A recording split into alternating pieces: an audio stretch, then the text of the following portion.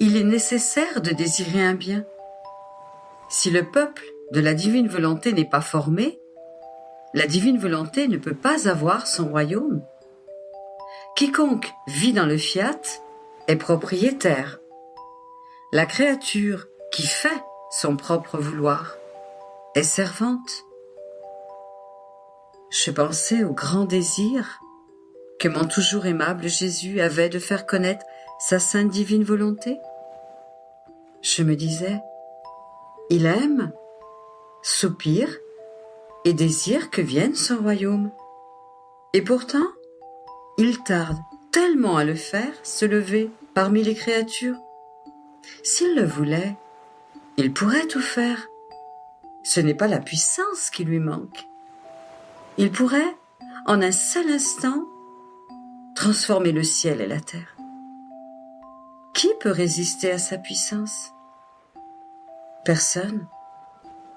De plus, en Jésus, vouloir quelque chose et pouvoir quelque chose, c'est une seule et même chose.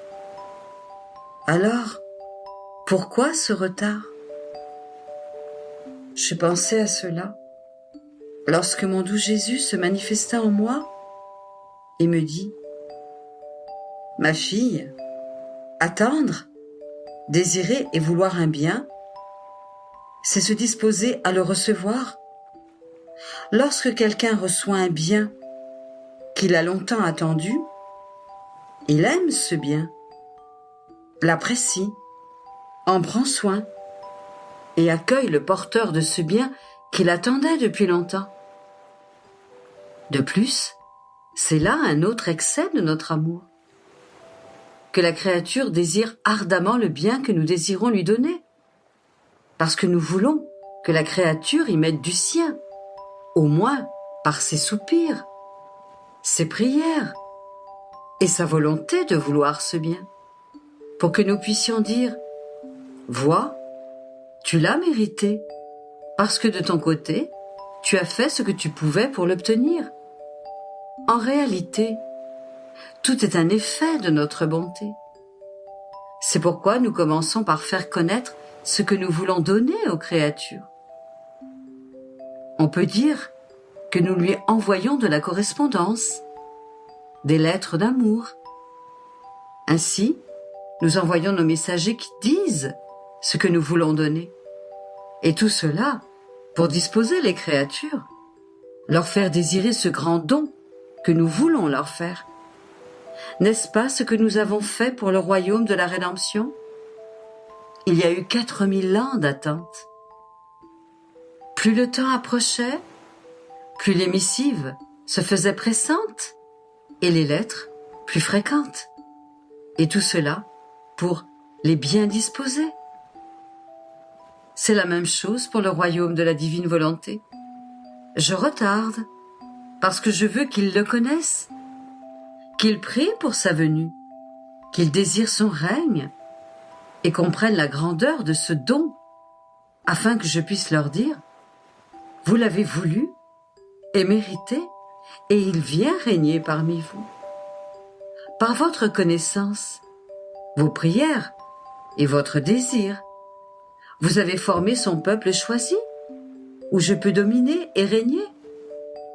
Sans un peuple, un royaume ne peut pas être formé. Et c'est aussi la raison pour laquelle il faut que l'on sache que ma divine volonté veut régner sur la terre. Pour qu'il prie, désire et se dispose à former son peuple où ma divine volonté peut descendre parmi eux et former son palais royal, son siège, son trône. Par conséquent, ne sois pas étonné de voir tant d'intérêt de ma part à vouloir le règne de ma volonté et à le retarder. Ce sont les dispositions de notre inatteignable sagesse qui dispose chaque chose avec ordre. Le retard sert à donner leur envol à ces connaissances, qui seront comme des lettres, des télégrammes et des appels téléphoniques, autant de messagers qui forment le peuple de ma divine volonté. Aussi, prie et que ton envol soit continuel. Après quoi, je poursuivais ma ronde dans le divin fiat. Arrivé en Éden, je m'attardais à penser à l'échange d'amour entre Dieu et Adam innocent. Comment la divinité, ne trouvant aucun obstacle de la part de l'homme, en déversait sur lui des torrents. Avec son amour, la divinité faisait le ravissement de l'homme, en lui faisant entendre une douce voix qui lui disait « Fils, je t'aime tant ». Et Adam, blessé et ravi par cet amour éternel, répétait à son tour « Je t'aime ». Et se jetant dans les bras de son Créateur, Adam se serrait si fort contre lui qu'il ne savait comment s'en détacher, parce que son Créateur était le seul amour qu'il connaissait, et l'aimer était son unique raison de vivre. Mon esprit se perdait dans cet échange d'amour entre Dieu et la créature, lorsque mon doux Jésus, toute bonté, me dit « Ma fille, quel doux souvenir que la création de l'homme. Il était heureux, et nous aussi. Nous goûtions le fruit du bonheur de notre œuvre. Nous avions tant de plaisir à l'aimer et à être aimés par lui.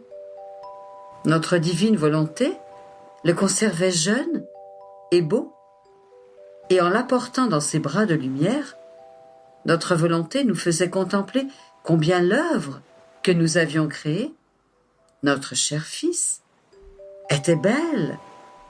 Il était comme un fils dans notre maison, dans nos biens infinis. Et puisqu'il était notre Fils, il était aussi le propriétaire. Il aurait été contre la nature de notre amour de ne pas faire de notre Fils un propriétaire. Lui que nous aimions tant et qui nous aimait. Dans un amour vrai, on ne dit pas « ceci est à moi » et « ceci est à toi », mais tout est mis en commun. Et l'avoir fait propriétaire ne nous causait aucun ennui. Au contraire, cela nous réjouissait.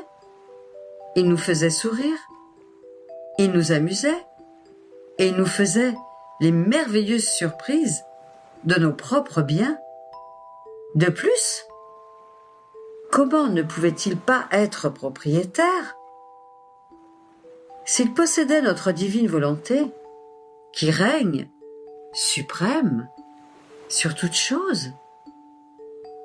En ne faisant pas de lui un propriétaire, nous aurions dû mettre notre volonté en esclavage, ce qui ne se pouvait.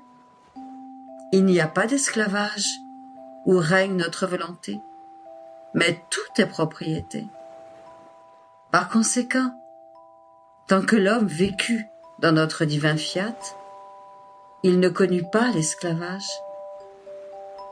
Lorsque l'homme eut péché en se retirant de notre divin vouloir, il perdit la propriété et se réduisit lui-même en esclavage. Quel changement! De fils à serviteur. Il perdit le commandement sur les choses créées et devint le serviteur de tout. En se retirant de notre divin fiat, l'homme se sentit ébranlé jusqu'en ses fondements et sa personne même vacilla. Il connut ce qu'était la faiblesse et eut le sentiment d'être le serviteur de ses passions, ce qui lui fit éprouver un sentiment de honte. Il en arriva au point de perdre son empire. La force, la lumière, la grâce et la paix n'étaient plus en son pouvoir comme avant. Il devait les implorer de son Créateur avec des larmes et des prières. Vois-tu maintenant ce que signifie vivre dans mon divin vouloir? C'est être propriétaire. Quiconque fait sa propre volonté est un serviteur. Surprise, parce que Jésus avait dit, je lui dis, mon amour, s'il est consolant de t'entendre parler de ton divin vouloir, il est également douloureux d'entendre parler du mal de la volonté humaine.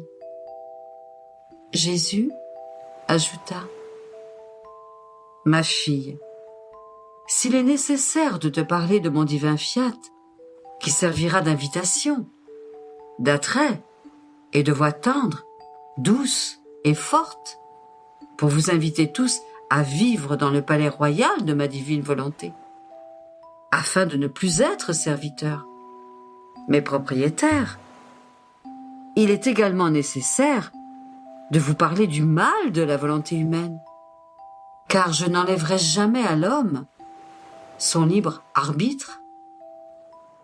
Par conséquent, dans le royaume de ma divine volonté, il est nécessaire que je crée la garde-montée royale, ces nobles sentinelles qui rendent les créatures attentives, en leur faisant connaître le grand mal de la volonté humaine, pour qu'elles soient attentives. Ainsi, abhorrant la volonté humaine, les créatures aiment le bonheur et la propriété que leur donne ma divine volonté.